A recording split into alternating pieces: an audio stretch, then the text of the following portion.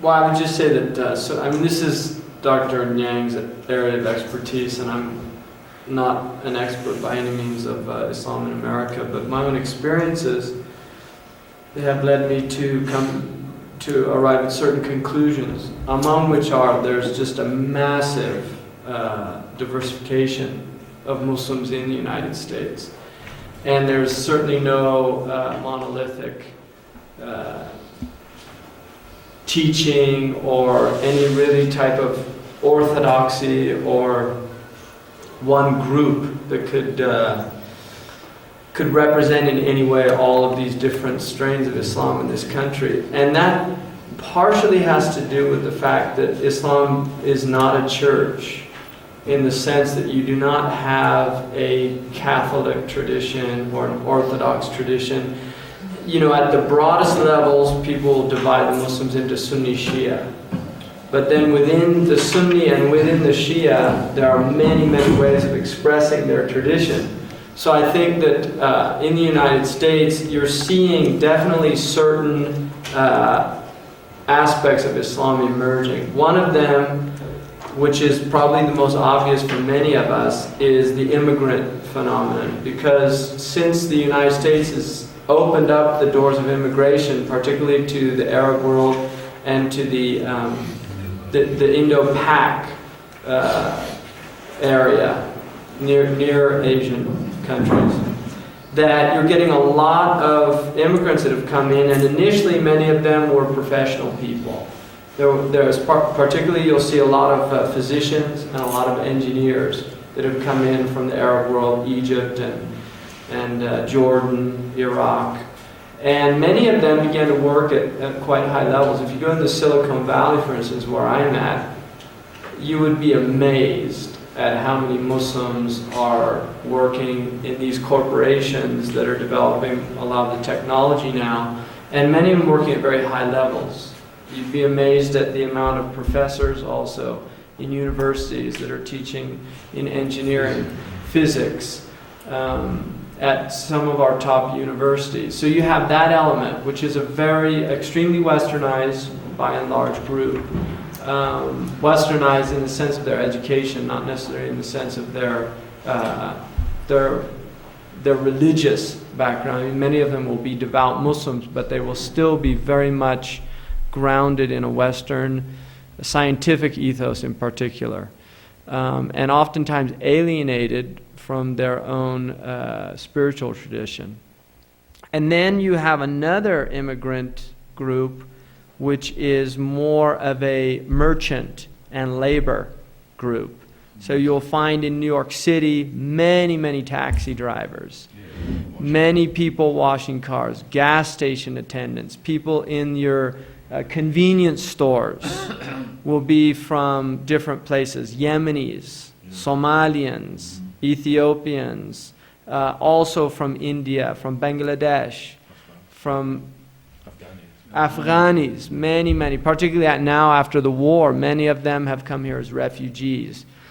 And what's happening is as with every immigrant group, they're having a lot of traumatic experiences in entering into the melting pot, which is less of a melting pot than it was traditionally, right? Because now there is a celebration of diversity at one level in this country, so people are encouraged to maintain their traditions, they're encouraged to celebrate their diversity at one level. But what you're seeing often is that their children who are raised in this country are raised basically Americans, in the sense that they're in schools being exposed to American culture, American ways of life.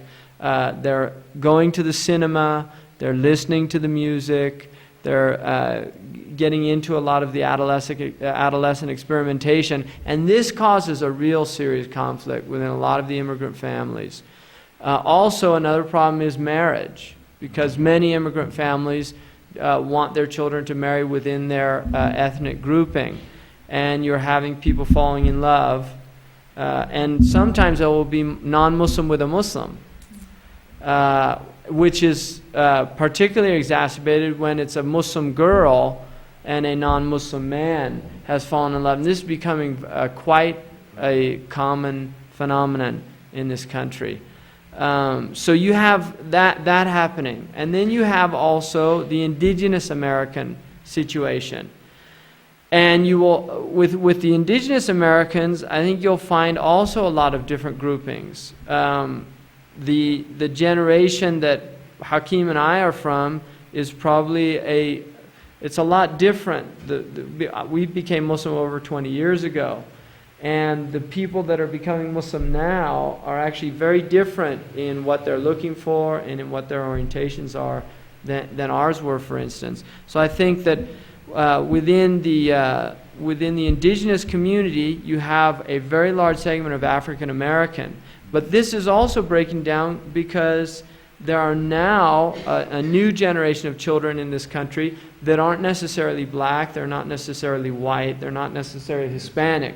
You have a lot of children of the 70s, the 60s and the 70s, and so you're getting a lot of a mixture. You know, it's not as black and white in this country as it used to be. There really is a diverse, and you're all seeing it because you're in these schools, so you're seeing this new phenomenon. And so there's a lot of people coming out of that background that are coming into Islam. The Tiger Woods phenomenon, right? I mean, where do you place him, right? Because he's not African American, he's not Asian American, he's not white American. So it's this new phenomenon. So you have that aspect, and within the African American community, I think you have, and Dr. Nyang's much more versed than I am in this, but my own experience is you do have different groups.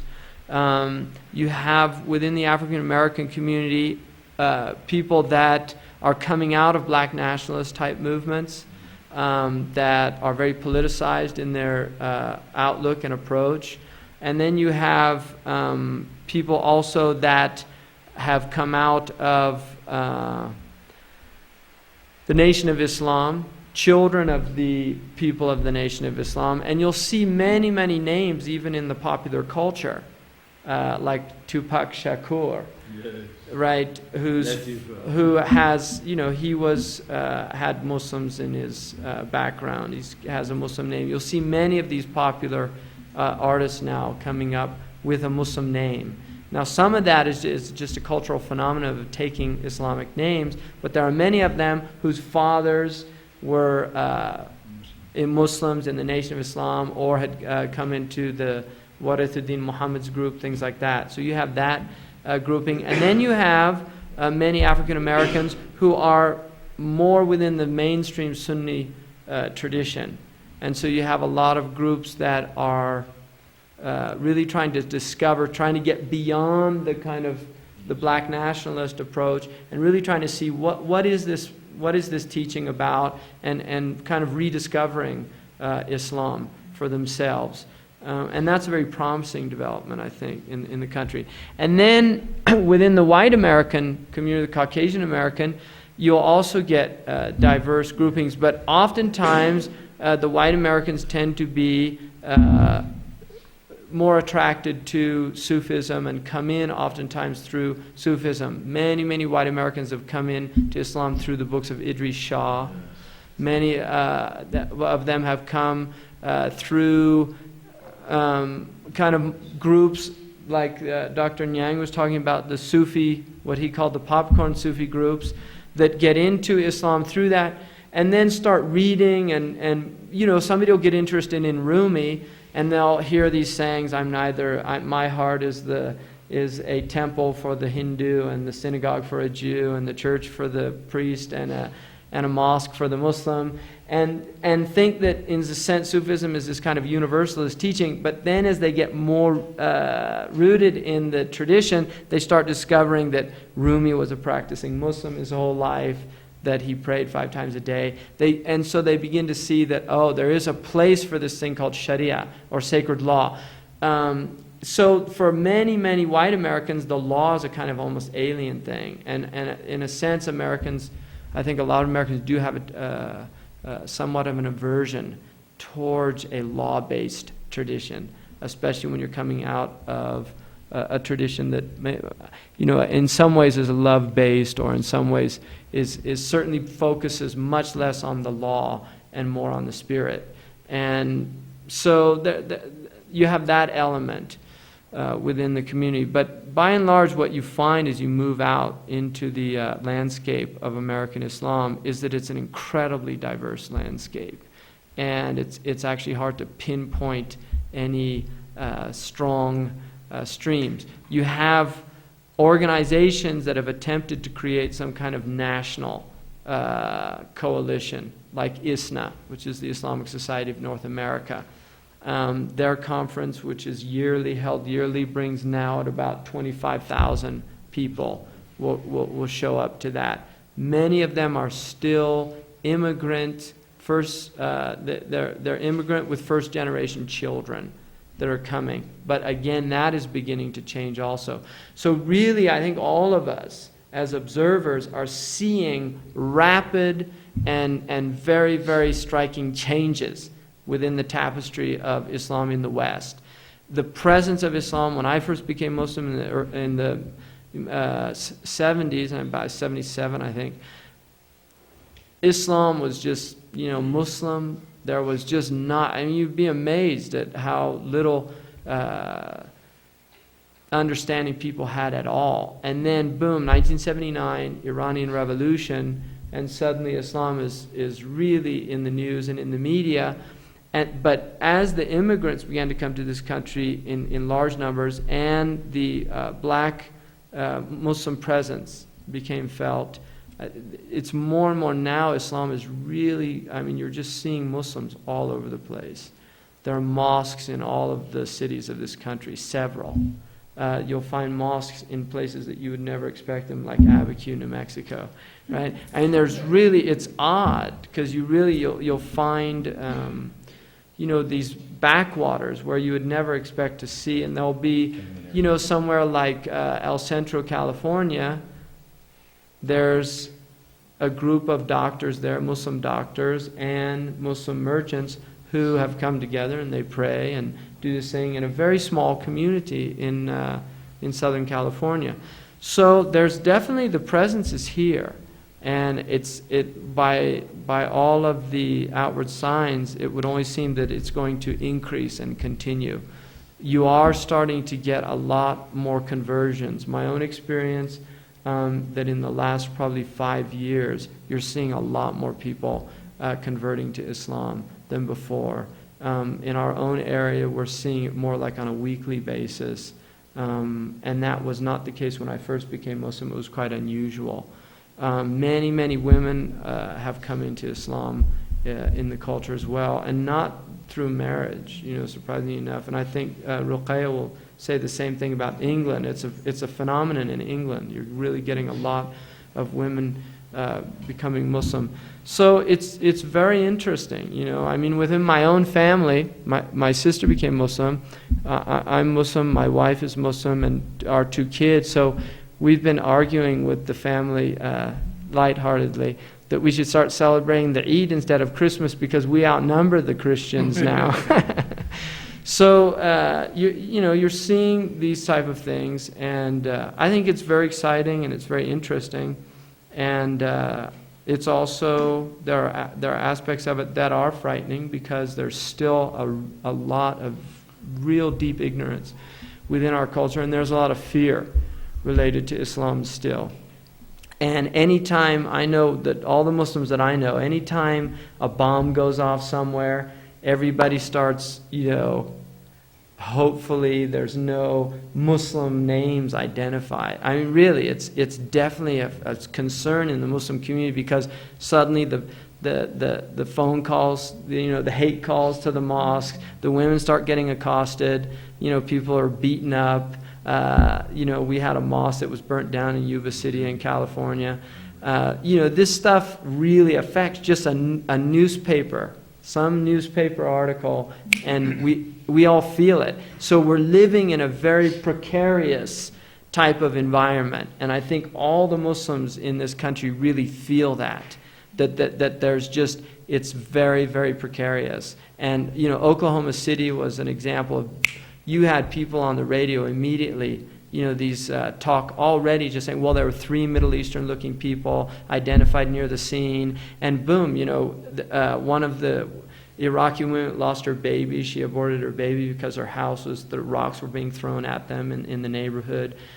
There's just recently another interesting phenomenon is CARE, which is the Council on American Islamic Relations. And this is a group that's actually started doing something just about hate crimes against Muslims, started monitoring them and having people report them, trying to get some statistics on just what's going on, working with the law enforcement agencies in this country, trying to go and talk to these people, and also dealing with a lot of harassment that takes place in the workplace. There are many women in this country who one day they decide to start wearing the hijab, for instance, which happens. A girl will be 22, 23 years old, and then she's just decides, I want to start practicing well, she goes to her work with her hijab on, and suddenly, the manager says, you can't wear that here.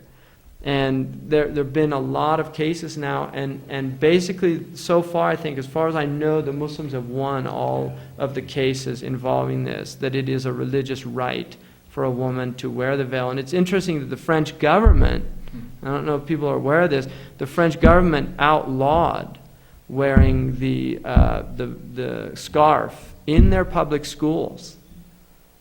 They did not outlaw like wearing crosses that people could show a display of their Christian faith, but they outlawed wearing the scarf. And a lot of Muslims just said, well, why is it they have nuns teaching in some of the public schools where they wear the habit and things like that? So these type of contradictions were pointed out, but it was very interesting. So I think we're going to see just a lot more examples of this type of stuff. Now there's Muslims working in Washington.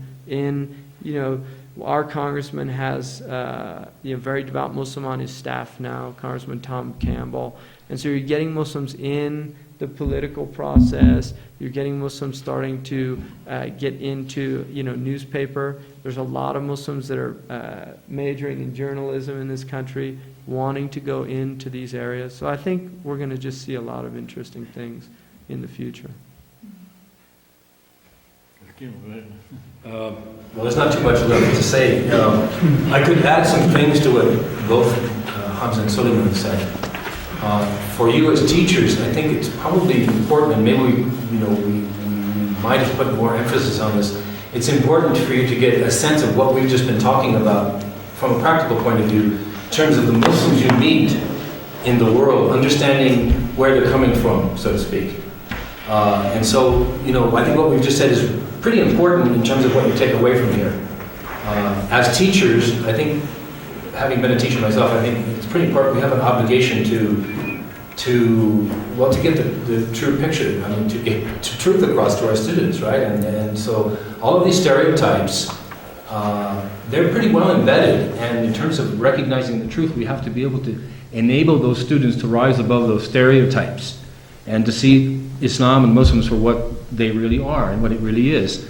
And that's not an easy thing to do, and it's complicated by the different kinds of Muslims that we meet. And so one of the things that's important to recognize is not only do we have this amazing diversity in process, because it's an extraordinary process, and as Hamza was saying, there's emerging new elements that are emerging, particularly among this young generation, the children of the immigrants. And that is going to be a very articulate group of people who are in the media, who are in politics, who are in the public eye, and are speaking about Islam in a way that Americans can understand it. They're going to be bringing new people into Islam, and they're going to be clarifying Islam for what it is. There's still deep-seated things that run deep in amongst the Americans. I mean, I go to high schools and I speak to the level of students that you have, and usually I'll start my lecture with, well, if I say Islam, what's the first thing that comes to mind? Now, maybe you've gone through some of this already. And, of course, terrorism is one of the most important ones. And here in New Mexico, the second question I usually ask them is, if I were to give you the language of the most likely terrorist, what would it be? And, you know, they'll usually say Arabic to start with, and then, you know, some of them will say, well, English, you know, or the Irish. And then when I tell them, well, it's likely to be Spanish, that more terrorism is done by Spanish-speaking people far and away than any other group of people, and the Arab-speaking is, you know, a small 10% of the world terrorism, they're surprised. And it's hard to sort of convince people of this because they have this other belief that the terrorist is an Arab or that he's a Muslim and so forth.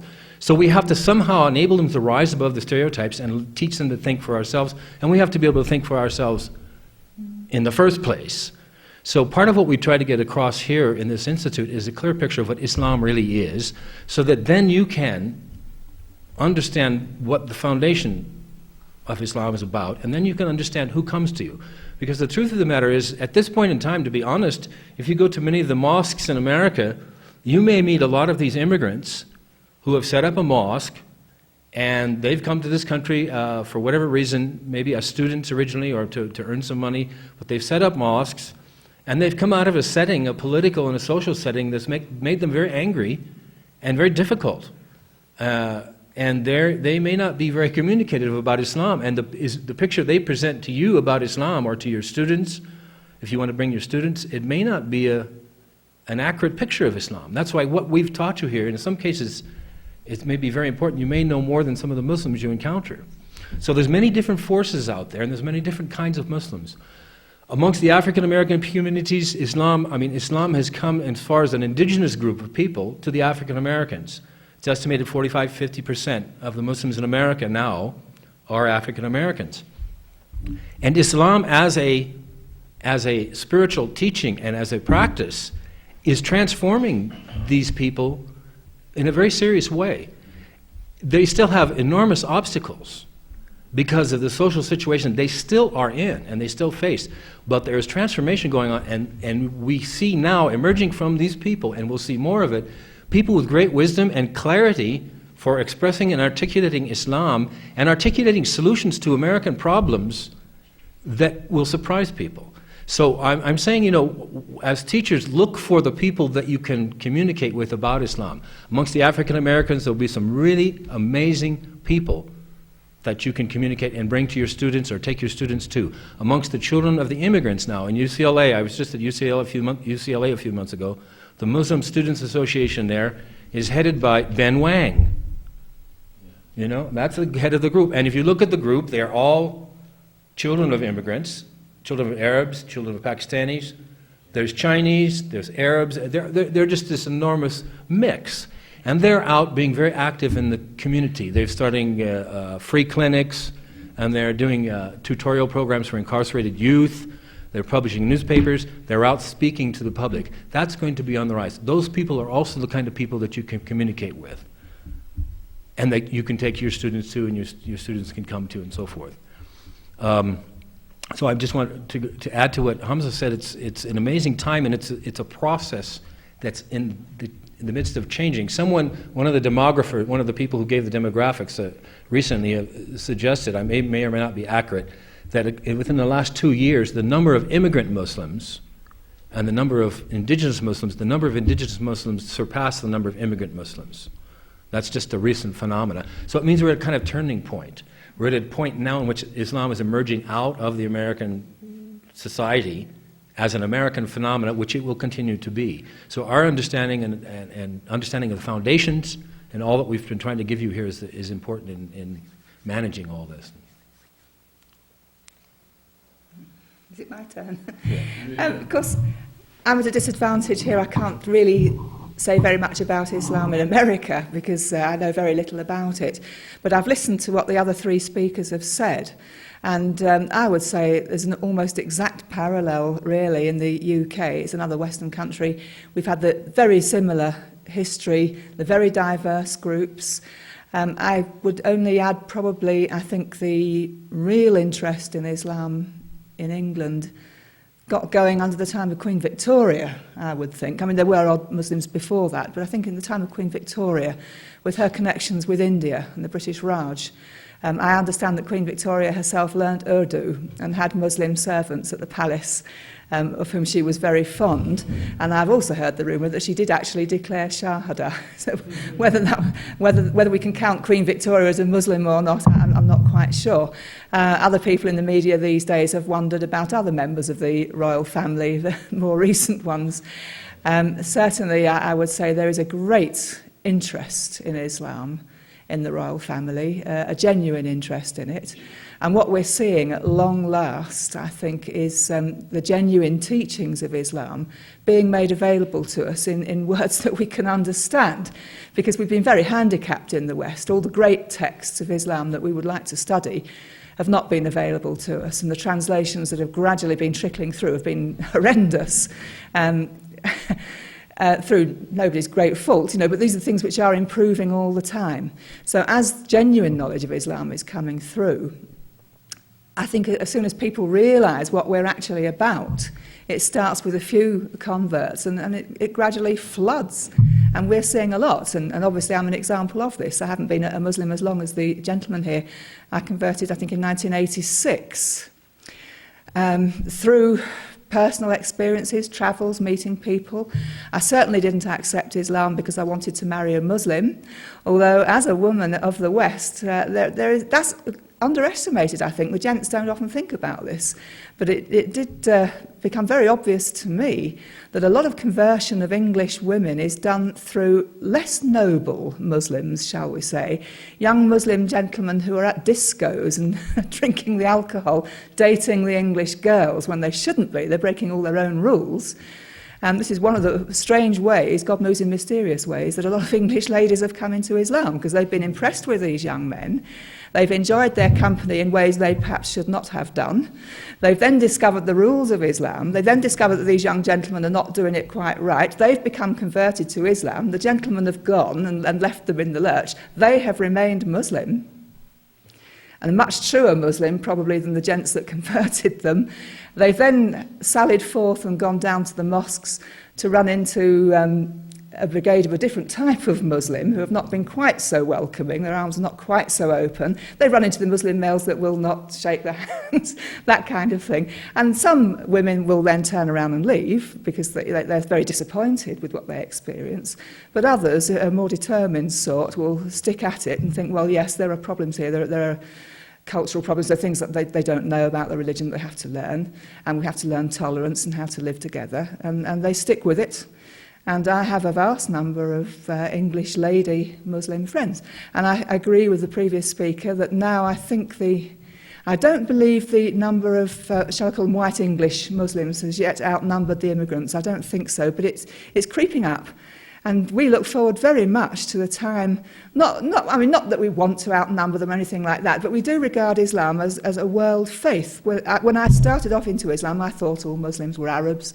And then I thought all Muslims were Pakistanis. And I gradually learnt, I got the lists of figures of what Muslims are where, and to my great surprise, I found out, there are very few Arab Muslims actually, that there are vast numbers of Muslims elsewhere. And it is a world faith, and we would like to feel that in England we will soon see the emergence of English Islam. That doesn't mean that we'll turn the back on our immigrant teachers and brothers and families that have led us into it. But we do want to see our own culture as well. And of course, I think it's fairly true to say that most of the people who convert to Islam come from a Christian or Jewish background in England. They usually are religious people to start with. I don't know that we have vast numbers of people coming into Islam who are not religious to start with. For myself, it was very simple study of theology. I had to go where reason led me. I had to be true to what I felt was true, and made that decision. I was still attending church. There came a point where I suddenly thought, I honestly don't believe that. And that overtook me, and there came a point where I realised I had become a Muslim and I had to take that step. And as I explained in my first talk, it didn't mean that I loved Jesus any less, or I just changed how I thought about him, and I went back to the Gospels and restudied them as a Muslim. And I'm very interested now in putting across to the West the Muslim teaching of Jesus that is in total correspondence with the teaching of the Prophet Muhammad and previous prophets. And that's another story. one odd little thing that I can think of, I don't know, I'm not very good at dates, I'm afraid, I'm not a scholar of this century at all, but I do think the first mosque that we had in England, or certainly one of the first mosques, but I believe it was the first one, it was the Begum of Bhopal, a Muslim female ruler. And you'll hear a lot of Muslims tell you can't have women rulers and woe-betide nations that are run by women and so on and so forth. But nevertheless, Bhopal has recently suffered an awful catastrophe. But they were run by a series of female rulers, one of whom used to visit regularly. She was very much into education for women. She was a great feminist. When she appeared in the UK, she was heavily veiled. You could just see her eyes peeping out. She was a little stout lady with just her eyes showing. But she founded the Woking Mosque. And I believe that Marmaduke Pickthall, who was the translator, one of the translators of the Quran into English, an excellent translation, he acted as the Imam of Woking Mosque for a long time. There was a stretch of time when Woking Mosque was taken over by sectarians whose Islam is debatable. I don't want to get into that, but it is now Sunni straight down the line. And I think when I went there as a visitor, the Muslims I saw then looked to me like Afghanistanis, Kashmiris, that kind of person. But anyway, now you can find mosques all over the UK. Some are custom built, more and more are custom built, but with loads of derelict churches, odd little buildings and things that get taken over, people's private houses, all sorts of funny places where Muslims will now meet. Converted English ladies have a bit of a problem because one of the things in Islam, we're supposed to marry Muslims. A Muslim man can marry a Jewish woman or a Christian woman without too much to do about it. But a Muslim woman is supposed not to marry a Christian or a Jew, but to marry a Muslim, which is a bit of a problem because a lot of the ladies that get converted have turned 40. And it's hard enough to find a good man anyway, to 40. But then we've got to find a Muslim one, and they do tend to marry immigrants. And we get this calumny that they're becoming Muslims because they want to marry handsome young brown men, which may be the case for some, but I don't think that's really it. I was certainly Muslim before I met and married my second husband, and I don't think he would have married me if I had not been a Muslim already. And I certainly don't think our marriage would have lasted 5 minutes if I hadn't been a Muslim already, because the culture, the problems that we walked into head on were so enormous that had we not had this basis of shared faith and shared culture and shared optimism, it would have hit the rocks, I think, very quickly. And a lot of transcultural marriages do, in fact, go wrong quite quickly. You have to learn a lot of tolerance. And then they remarry, other things happen, and hopefully that they don't lose Islam. You just have to cling on to that. Have I said enough? Have I covered it? But certainly the great diversity of different types of Muslims. We get Muslim extremism in England like you do everywhere else. There's certain groups that cause a bit of a ruckus. They seem over-extreme. I always think that the best way of Islam is the middle way. This is what the Prophet taught. I have umpteen hadiths of the Prophet where he tended to disapprove of people who became too extreme. Fair enough, if they want to be extreme, that's fine. You could be as religious and extreme as you like, but you haven't the right to impose that on other people or make other people feel they're not as good as you. Only God knows who the real good is. So, we have trouble where people get a bit overzealous. Their hearts are in the right places, no doubt. Their piety is not in question. But sometimes their practice can be too much. And I've always maintained that, if you're a genuine Muslim, you're drawing people towards you and towards God. And you can sort of judge them. If they're the kind that drive people away, you would not want to marry that one, you would not want to sit down and have a meal with that one, then there's something slightly wrong with their Islam. A true Muslim is always attractive, beautiful. They will draw people towards God. And that, I think, is the mark of a true Christian as well, of course, a true Jew as well. But to draw people to God is our business, not to say you're doing this wrong or you're not good enough, you're not praying enough times, you made this mistake, that mistake. That's not Islam. It is Islam, but it's not the important thing. The important thing is to realise that there is a God and there is a life after death, and Muhammad was a genuine prophet, and the rest of it will follow.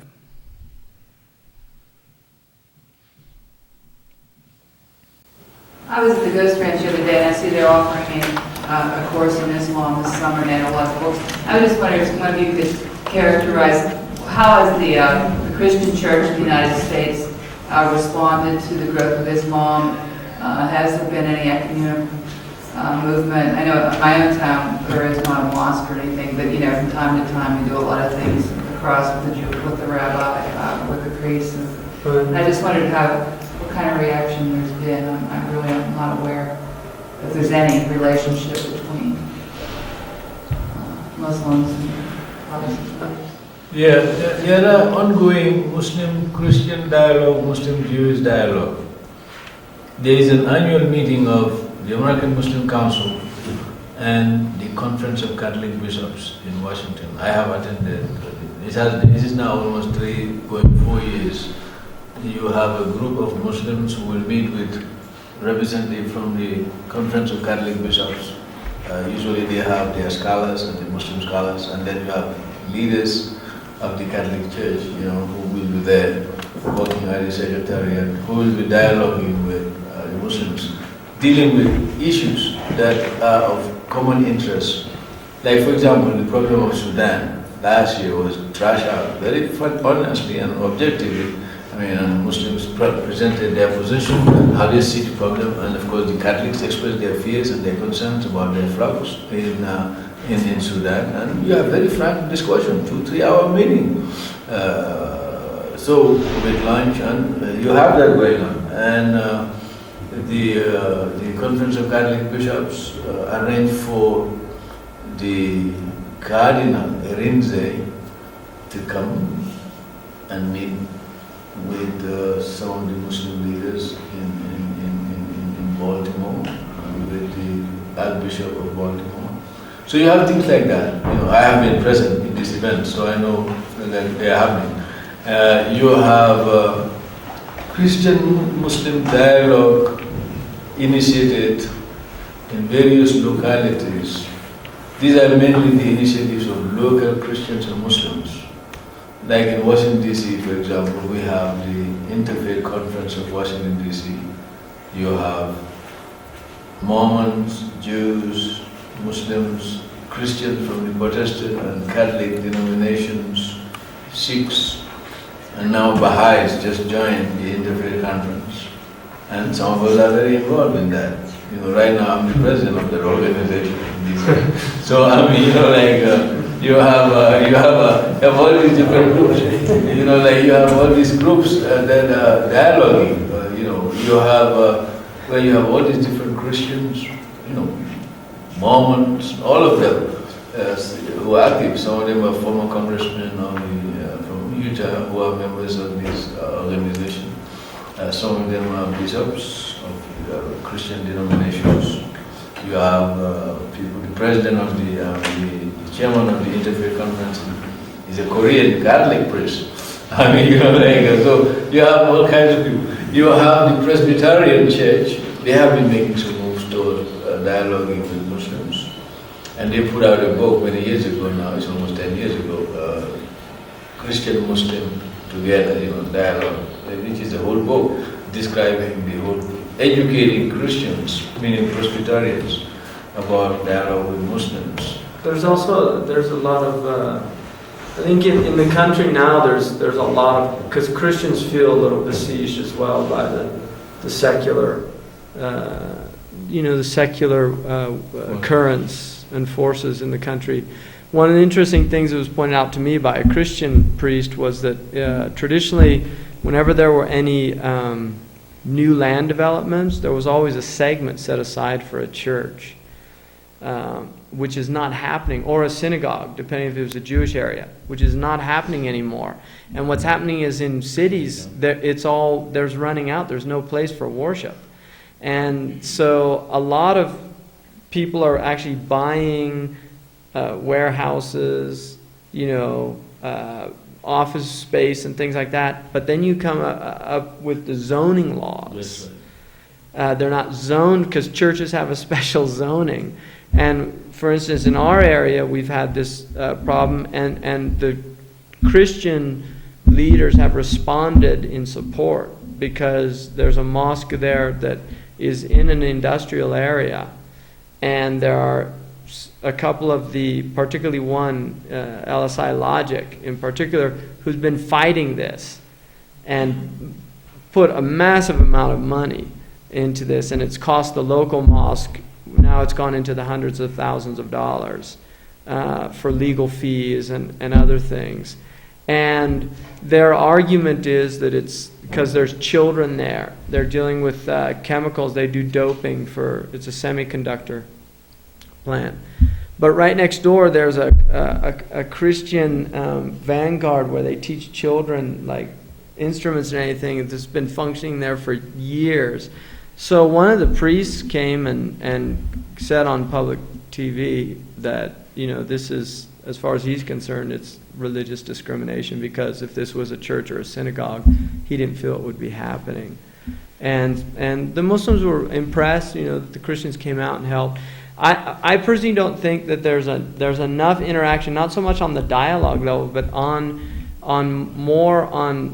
trying to work together for mutual concerns like youth, gang phenomenon, a lot of the violence in the communities, homelessness, things in which really these issues transcend religious demarcations. We're dealing with some real basic things that all of our traditions teach, like taking care of the needy and things like that. And I think it'd be useful to maybe break down some of those barriers. And there's obviously still a lot of unfamiliarity. I was going to ask you, since you've studied some of the background of Islamic history and women were involved in military campaigns, how American Muslims feel about women Muslims participating in our military. Well, what I would say is right now, there are few Muslim women in the military. There are some in the military. Gaddafi is surrounded by them, isn't he? Is it? He has a female bodyguard. Who does? Gaddafi. Yeah. Well, you have Muslim women in the military. There are Muslim women in the military, and now the U.S. military has recognized Muslim chaplains. So you do have Muslim chaplains who are now certified either by the AMC, American Muslim Council, or Imam Wardin Muhammad. So they go in and they work just like the Christian chaplains or the rabbis. So the way I will respond to the question really is,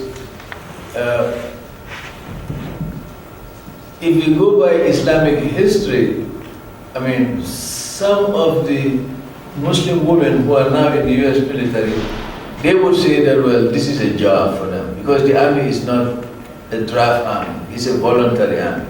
And many of the African American women see the army as an opportunity for them to have upward mobility and to have a secure job. Because you see, if you cannot get a husband and you go in, or you have one kid, but your kid can stay with your mother, and you go into the military, you can learn skills. And many of them, some of them have done that.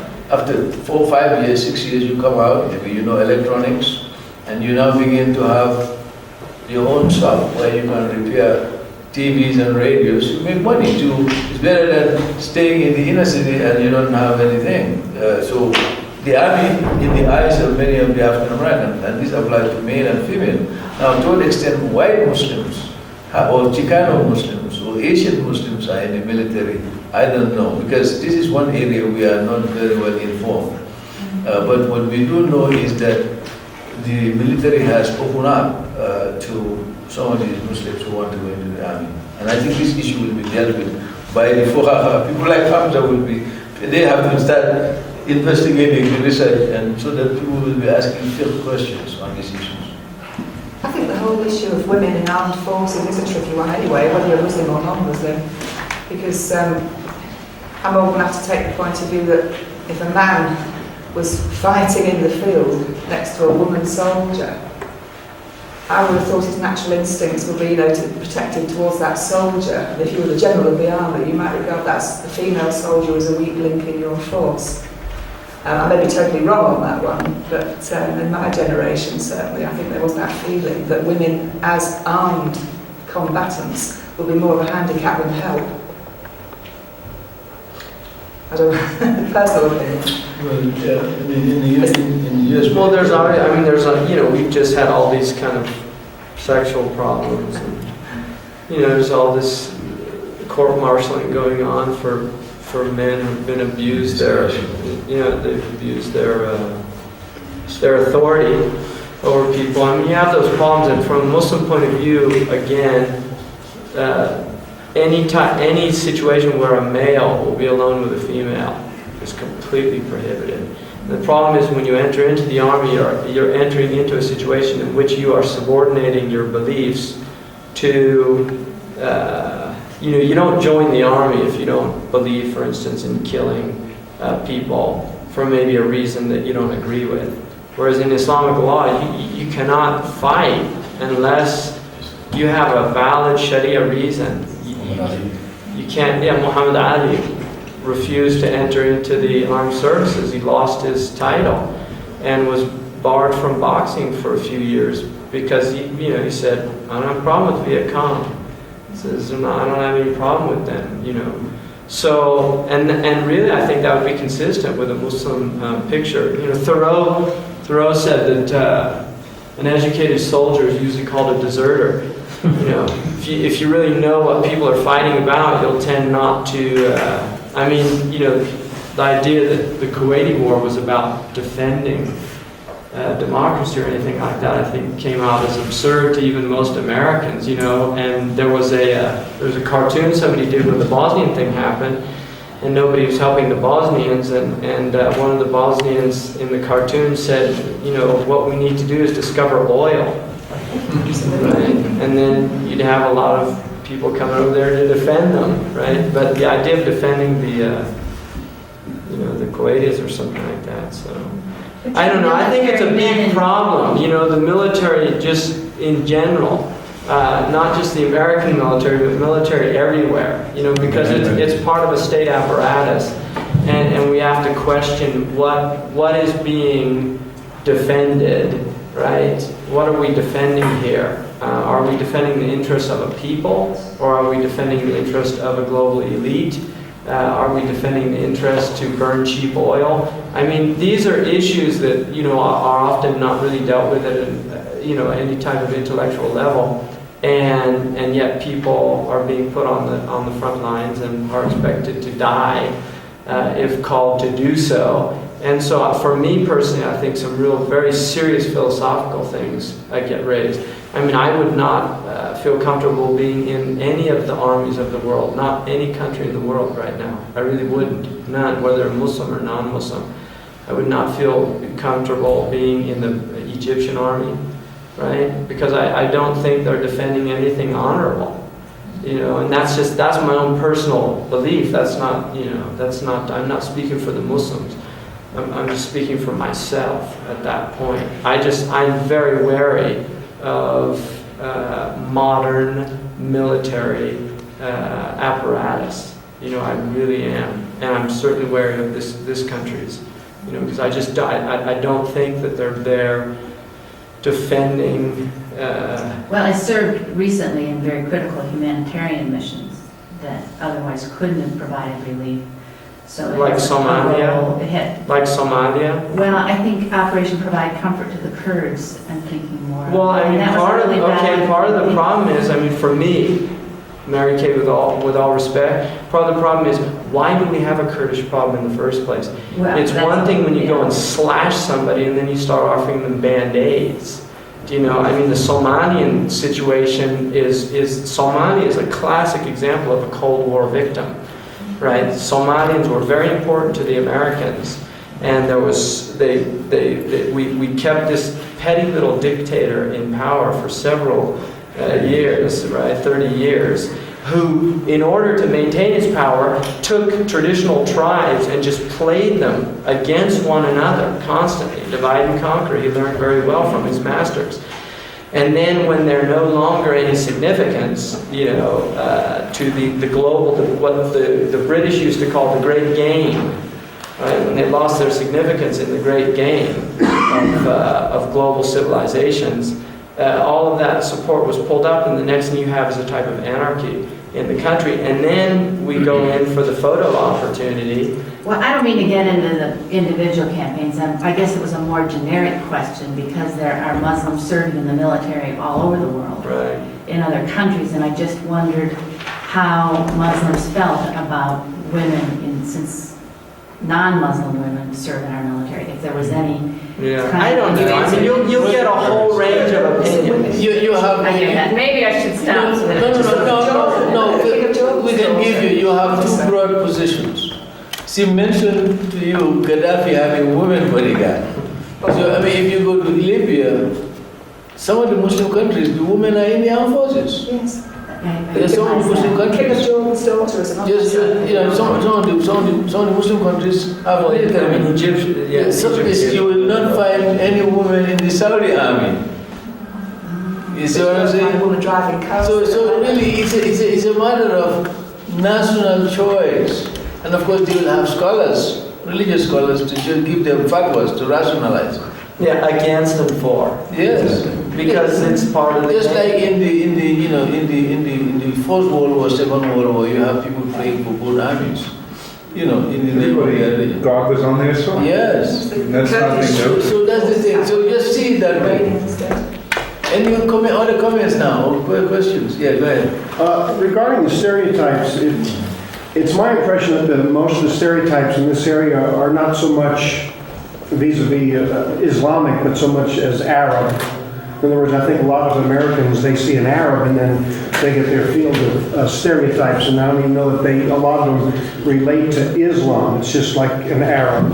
And I was wondering, in the Arab community itself in the United States, how many are actually Muslims, and of those, how many are really devout Muslims to where they're really Most of practicing? the Arabs in this country are Christians. That's right. By number. That's a good That's question. an important thing to realize. I'm like Ralph Nader is probably the most famous Arab American, right? And he's a Christian, And right? that- And then Abu Razak, who was a congressman, another very well known. He's also a Christian.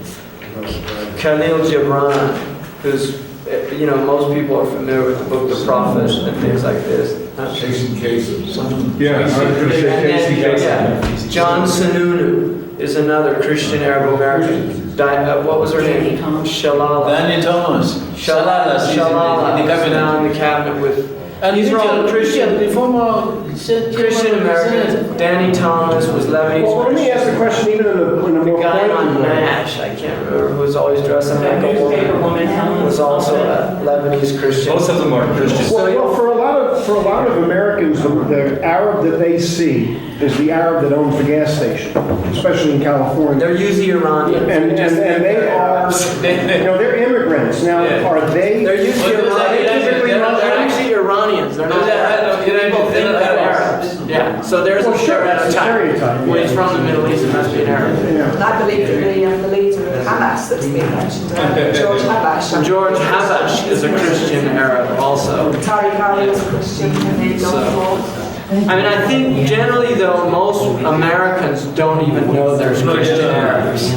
I mean, that's the truth. Most Americans in this country, they think Muslim, they think Arab. Yeah, that's right. They think Arab, and then you'll get a whole spectrum. And there was an interesting film done called the Hollywood Arab, the TV Arab. And the point of this guy, it goes right from the Sheikh of Araby with Rudolph Valentino. When an Arab wants a woman, he just takes her. That was one of the famous lines from that film. And he was a romantic character, right? I mean, he was a romantic character, and there was a lot of women that, it became a kind of fantasy there, getting seduced by the Arab sheikh. But then you get into the 70s where you get the hook-nosed, the OPEC Arab, right, with the four wives, with all wearing veils, driving in the Rolls Royce, obnoxious. I think there was a Disney film that caused some problems where the Habibs were the next door neighbors to a family, and they were very obnoxious. That was a recent. It's funny you should say the book no, because that's a classic stereotype that is often given to Jews. Right. The Arabs. Propaganda Yeah. uses, I think it's interesting, but if you study propaganda, Faces of the Enemy. It's a brilliant book on propaganda and how, you know, how faces are distorted. One of the things that the New Republic did during the Gulf War is they had a picture of Saddam Hussein and they literally clipped off his mustache in a way that you would not notice, right? They just clipped it off enough not to make it look like Hitler, but enough to, in the subconscious, for there to kind of have some kind of anchoring or identification there. So I think you're going to get a lot of different type of stereotypes going on, but generally, most Americans, my own experience, is that they really do associate Arab with Muslim, right? And the word is either Muslim, Arab, they worship Allah, this type of thing. Especially on the East Coast. Yes. You'd be surprised. Yeah, I think you'd be surprised. California, you would be amazed. I'm really serious, because I'm there in California. And I'm always amazed at, you know. Actually, San Francisco's Southern California. You're thinking might be a little different, maybe, but you're dealing with it, huh? I was going to say one thing about Sesame Street. Now, Sesame Street had they have word association things with the letters coming up, and they had one for the word danger, and it was in Arab. They had different things. This word, that word, different pictures came up, and the voice came out, danger. And it was a veiled man. It was a white, sort of sheikh-looking man, but in Arab. And then that book was printed recently, which meant well. It was, the proceeds of it were to go to homeless shelters for children. And so I was kind of familiar with this book because I was director of community services as well. And the book was published with about a child saying, sometimes I wish I had my own room, sometimes I wish we could go back home again, sometimes things get kind of scary, and there's lots of things that frighten me. And the part about being frightened depicted him lying in his bed with an Arab in the closet with this horrible scowl on his face and a dagger between his teeth.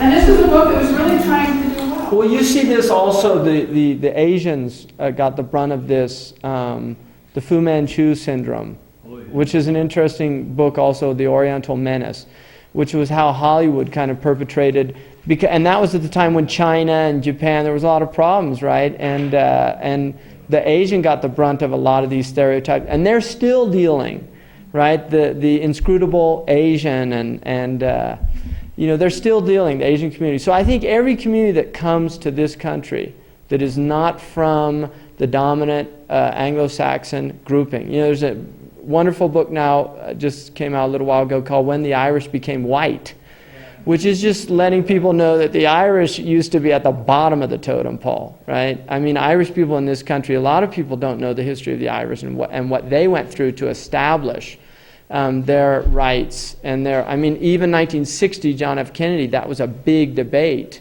you know, and although it was partly because Roman Catholic, but part of it was an Irishman, you know, becoming president of the United States was still a big shock, you know, the Mick syndrome and things like that. And people from the East Coast probably are more familiar with this because of the... So I think the Arabs are just a new group. The Indo-Pak people, these are new immigrants to this country. They're going to have to deal with the same stuff that everybody else had to deal with. And the problem is that we do have Islam. It's not, they don't only have their Indo-Pakness or their Arabness, but they have a religious, because it's not just the color that's alien, the accent that's alien, it's also some subconscious problems that we're dealing with religion. And lest we forget, the Muslims to the European Christian West was the evil empire for several hundred years. You know, Russia lasted,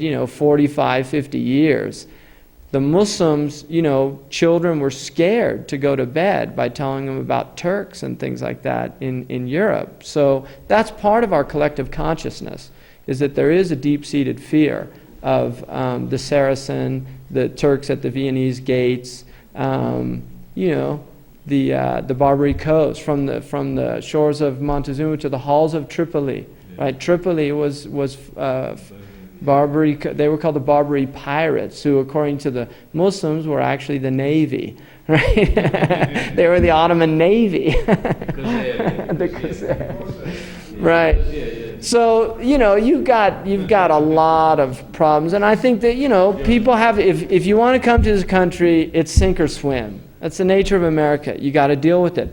Hopefully that there will always be sympathetic people that stand up, for what's right. And there have been in this country. There have been people from the dominant culture that have recognized this is wrong. There are people that did stand by the Jews as they were asserting their rights. There are people that stood by the African American, and that's all. That has been part and parcel of the American experience. That there are good people within the dominant culture, and I think Paulo Freire's point is well taken.